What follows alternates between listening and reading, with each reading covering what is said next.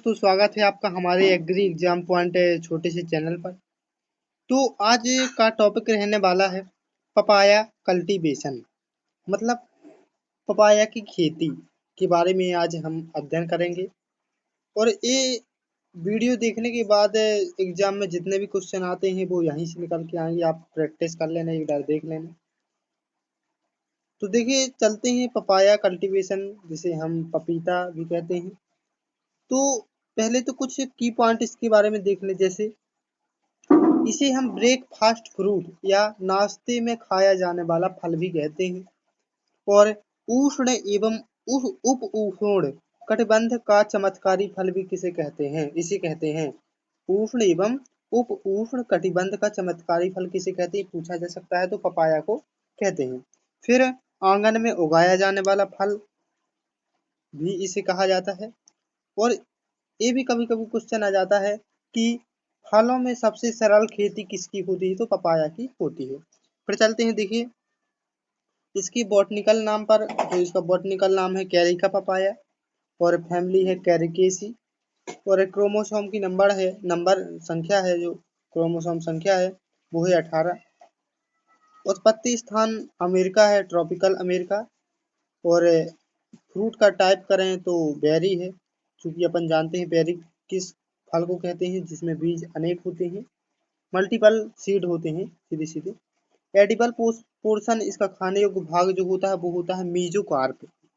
फिर चलते हैं, देखिए यदि बात करें जो पपीता का सूखा लेटेक्स होता है, जो पपीते से द्रव निकलता है सूखा सफेद सफेद, उसको हम पपेन कहते हैं।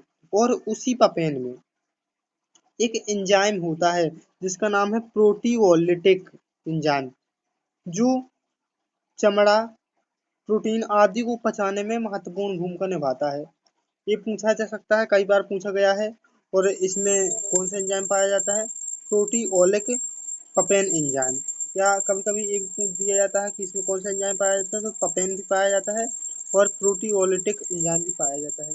ये आपको दो एंजाइम जो है याद रखने हैं। फिर चलते हैं, देखिए अगला जो है इन्फ्लोरेसेंस। इन्फ्लोरेसेंस की यदि बात करें, पुष्पक्रम जो इसका होता है पेनिकल प्रकार का होता है, पुष्प गुच्छ के प्रकार के रूप में होता है, मतलब पेनिकल सीधे सीधे। उभयलिंगी पौधा होता है, मतलब जो इसमें नर और मादा होते हैं वो दोनों उपस्थित होते हैं एक ही प्लांट में। और यदि बात करें जो नर और मादा और हेम्ब्रोफ्रोडाइट फूल इसमें पाए जाते हैं। फिर चलते हैं, देखिए अगला जो है परागण। यदि बात करें पॉलिनेशन की बात करें, तो द्विगुणित किस्म में पुरुष और महिला का अनुपात 1:1 होता है। ऐसा पौधा जो द्विगुणित होता है उसमें नर और मादा का अनुपात जो होता है 1:1 होता है। एक बार पूछ भी चुका है, ये एग्जाम में आ चुका है कि कितना अनुपात होता है, आपको याद रखना है। फिर चलते हैं स्त्री रोग व्यवस्था में महिला और उभयलिंगी का अनुपात 1:2 होता है, ये भी पूछा गया है। और यदि बात करें प्रत्येक 20 मादा के लिए एक नर पेड़ होना आवश्यक है। मतलब जो पपीता होता है एक लिंगी, यहाँ से पता चलता है जो पपीता होता है एक लिंगी और द्विलिंगी दोनों होता है। तो इसमें नर और मादा का अनुपात पूछा जा सकता है। नर और मादा का अनुपात है, सॉरी मादा और नर का अनुपात है 20:1। मादा और नर का अनुपात कितना है, 20:1, आपको याद रखना है। फिर चलते हैं, देखिए प्रोपोगेशन या प्रवर्धन की बात करें तो वाणिज्यिक रूप से इसका प्रसार जो होता है मुख्य रूप से सीड के रूप में होता है।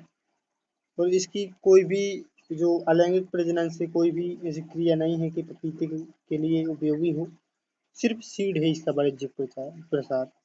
फिर अंकुरण की यदि बात करें तो वो सीड बोने के सिर्फ 15 से 20 दिन बाद इसका अंकुरण होना, जर्मिनेशन उत्पन्न होना हो जाता है, मतलब होने लगता है।